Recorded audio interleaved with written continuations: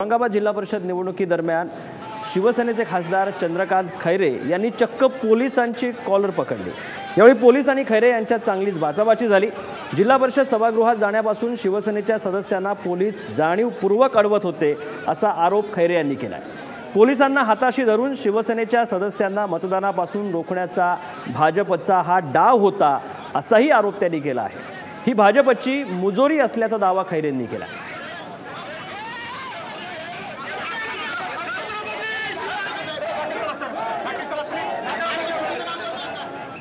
इथे एक मात्र केलेलं आहे, काही पोलीसवाल्यांनी मुद्दाम आपले जे 34 लोक जे आपले आहेत त्या 34 लोकांना आतच घेत नव्हते, ते मुद्दाम टाइमपास करत होते।